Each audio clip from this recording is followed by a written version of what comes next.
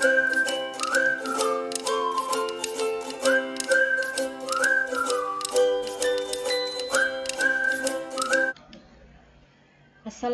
warahmatullahi wabarakatuh.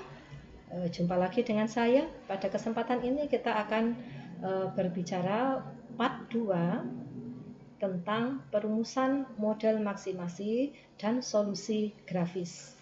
Nah, pada part 2 ini nanti fokusnya adalah di perumusan model maksimasi dan akan dilanjutkan di part 3 untuk solusi grafis dari masalah program linear.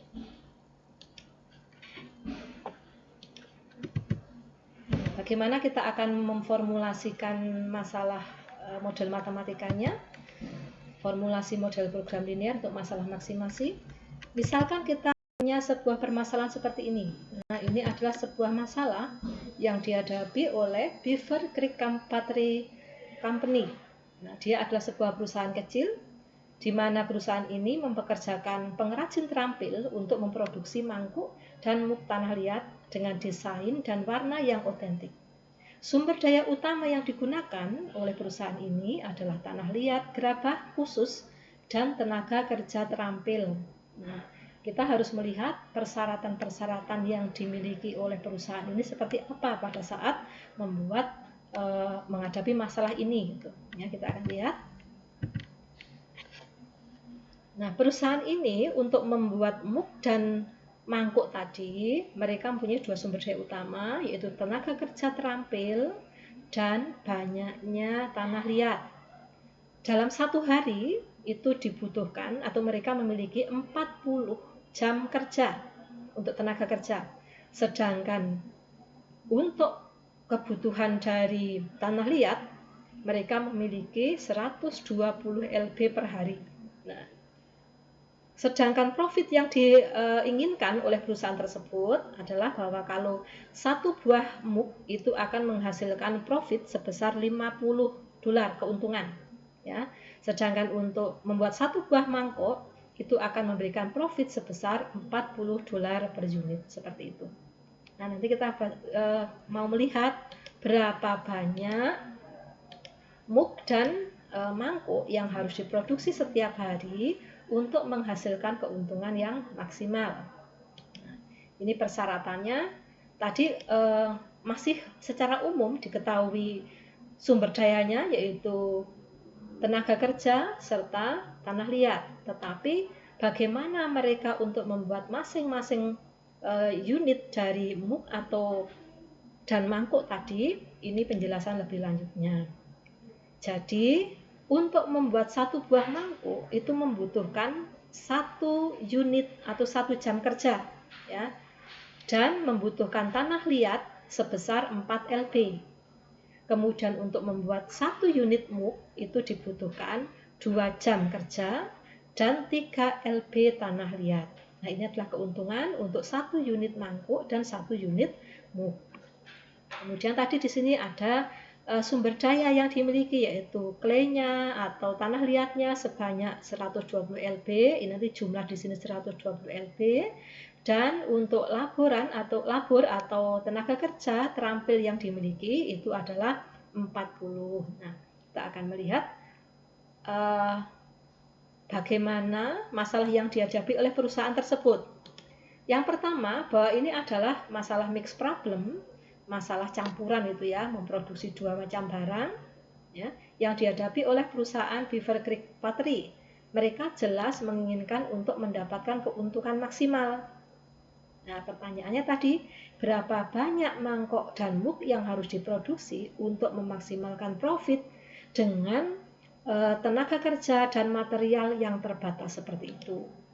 Berarti di sini ada ketersediaan sumber daya atau sesuatu yang terbatas tadi, 40 jam kerja per hari dan 120 lb tanah liat. Ini dari kendala material, berarti ada 2 buah kendala.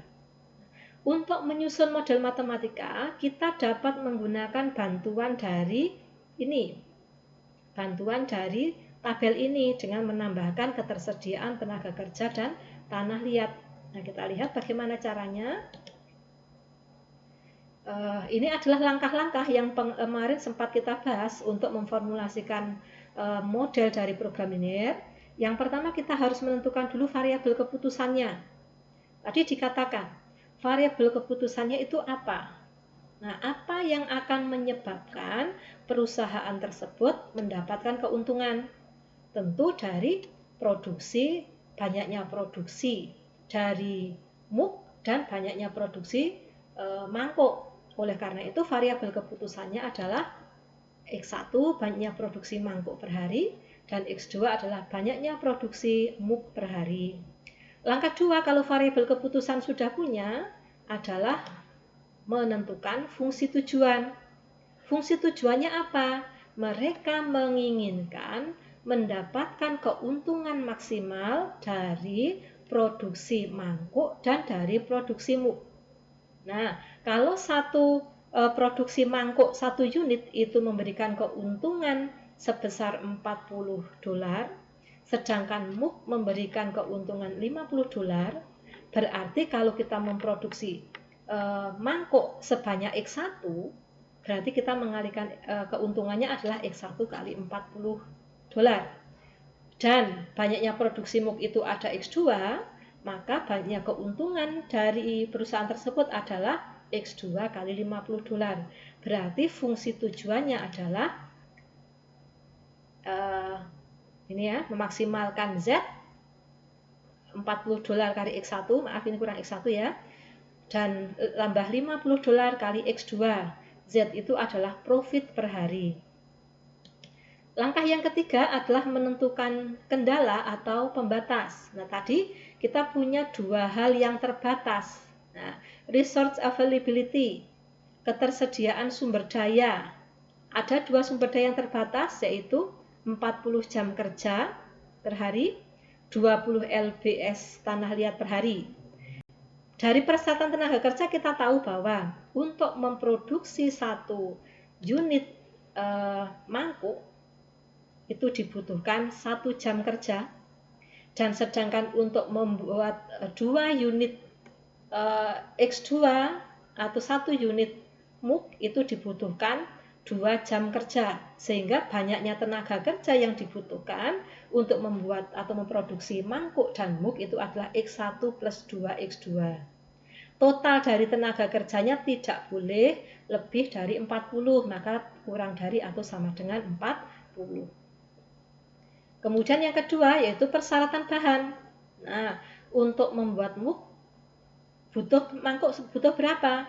Nah, ternyata untuk membuat mangkuk itu dibutuhkan 4 lb tanah liat. Sehingga kalau untuk membuat sebanyak X1 mangkuk berarti 4 kali X1 atau 4X1. Untuk membuat 1 buah muk itu dibutuhkan 3 lb tanah liat. Sehingga kalau ada produksi sebanyak X2 muk, maka 3 lb kali X2.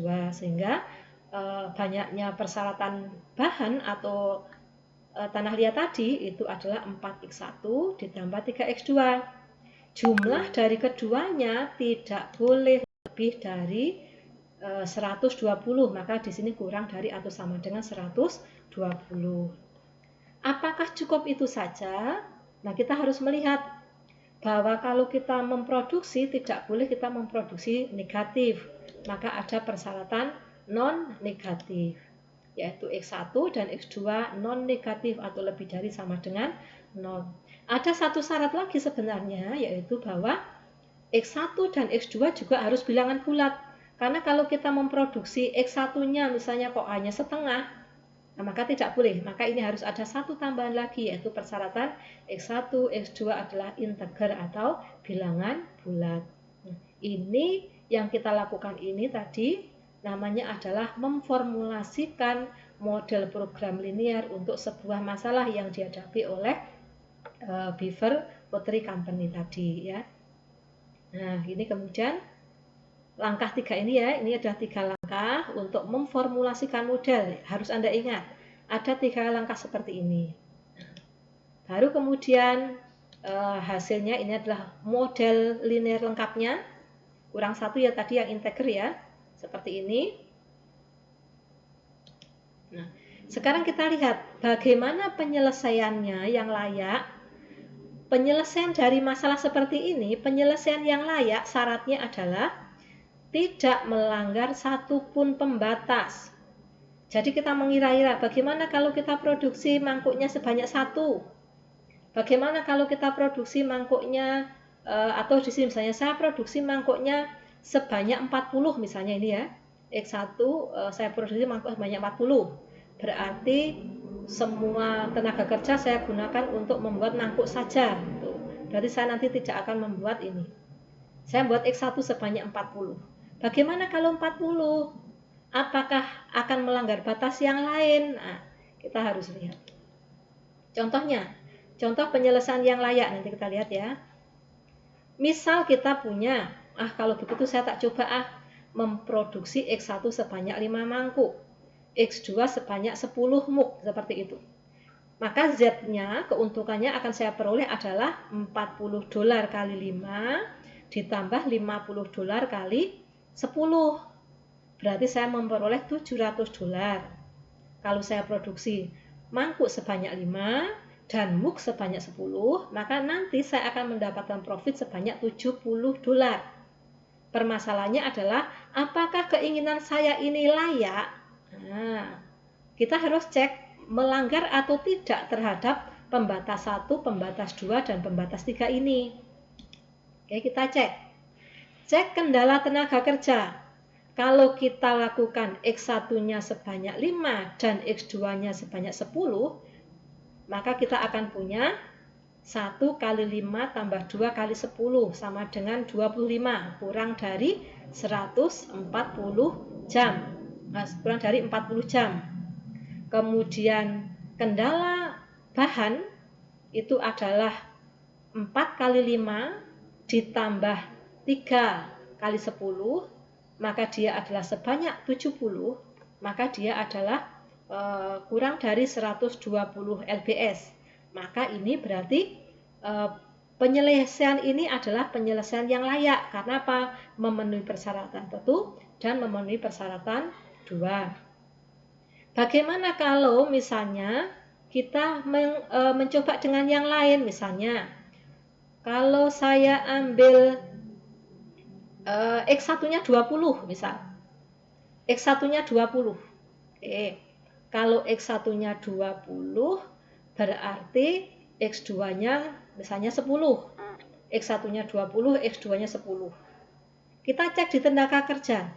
Nah, X1-nya 20 berarti 1 kali 20 ditambah 2 kali 10. Ya, 1 kali 20 berarti 20. Tambah 2 kali 10 berarti 40, masih bisa. Kalau cek yang kedua berarti 4 kali 10 berarti 40 ditambah 3 kali 20. 3 kali 20 itu adalah 3 kali 10 maaf. 3 kali 10. 4 kali 20 ditambah 3 kali 10. Berarti kita peroleh berapa? 4 kali 10, 40. 4 kali 20 ya tadi ya. 4 kali 20 berarti 80 ditambah 3 kali 10. Nah, juga masih memenuhi.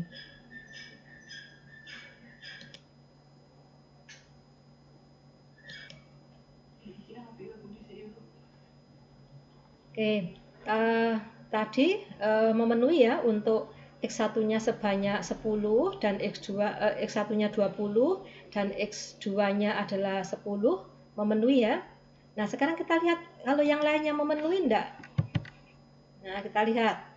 Ini kalau kita produksi X1 sebanyak 10 mangkuk tadi dan X2-nya 20 mangkuk, ternyata tidak memenuhi ya. Tadi kita salah menghitung, kalau X1-nya 10, X2-nya 20, ternyata tidak memenuhi karena 10 tambah 40 itu adalah 50, dia lebih dari sama dengan 40 jam. Maka ini tidak memenuhi. Ini kita hanya bercerita di bagaimana untuk penyelesaian yang layak dan penyelesaian yang tidak layak, atau apa yang disebut sebagai penyelesaian layak dan apa yang disebut sebagai penyelesaian tidak layak. Nah, nanti Karena ini ketika X1-nya 10 dan X2-nya 20 ternyata tidak memenuhi syarat yang pertama, yaitu kendala tenaga kerja, ini artinya ini merupakan penyelesaian yang tidak layak. Nah, nanti kita akan melihat bagaimana untuk penyelesaiannya dengan menggunakan solusi grafis atau cara yang lain, yaitu dengan di part yang berikutnya. Nanti kita akan bertemu di part berikutnya. Baik, hari ini atau kesempatan kali ini fokus kita adalah bagaimana memformulasikan model matematika dari suatu masalah program linier. Sedangkan bagaimana solusinya akan kita bicarakan di part 3. Sampai bertemu di part 3. Assalamualaikum warahmatullahi wabarakatuh.